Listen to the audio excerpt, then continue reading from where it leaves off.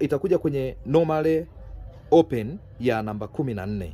Hii waya ya push button normal close iliyotoka hii hapa. Baada ya kuja hapo tutakuwa na tayari nyaya zetu zote mbili zimeshapata kupeleka umeme. Huku juu kwenye contactor, juu kwenye normal close terminal namba 10, normal open terminal namba 13. Kwa nini tunaunga kwenye normal open? Ili contactor hii kivuta hiyo igeuke iwe normal close, umeme uvuke kwenda kule. Kwa hiyo tutachukua kwenye normal open, tunaipeleka kwenye terminal ya coil upande wa juu A1 huku. Hapa hivi. Hapa kuna A1. Hii ni terminal ya coil. Hii ndipo tunatoa ndo namba 13 ambayo ni normal open. Kwa hiyo tunatoa waya mmoja hapa.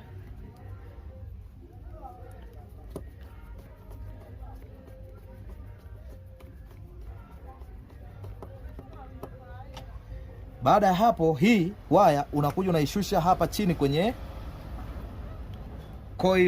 coil terminal, kwenye terminal ya coil A1. Hapo contactor yetu imeshapata line kwa kukamilika. Sawa? Hapo contactor imepata line. Kitu kinachofuata utakachokifanya ni kitu kimoja. Neutral bado. Neutral yetu kwenye contactor hii tunaichukua kwenye coil ya A1. Hapa kulikuwa na A2 na huku chini A2.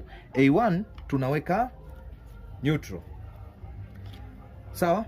Ambapo neutral tunayoiweka kwenye A1 hapa.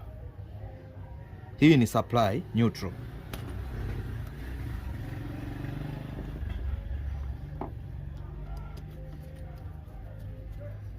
Hiyo supply. Lakini kwa sababu tutakuwa na contactor mbili, na maana neutral nyingine tena ya kwenda kwenye contactor nyingine italup kutoka hapa, inapeleka supply kwenye contactor nyingine neutral, supply neutral. Hapo tuna waya mbili nyeusi. Tuna waya hii na hii. Hii itaenda kwenye contactor nyingine, lakini hapa imeingia line. Sawa? Kwa hiyo tunaigeuza contactor yetu, tunairudisha sehemu yake. Sawa? Hapo hii contactor tukiipa umeme itafanya kazi. Itafanya kazi kwa maana ya direct online. Ndio maana nimesema forward and reverse ni direct online, lakini kuna mechanism ndogo sana unaigeuza. Sasa hapa tuipe umeme, then tutesti, alafu tutairekebisha. Tutaendelea vizuri sana. Hapo contactor yetu tutakuwa umeiunga, inavuta na kuachia.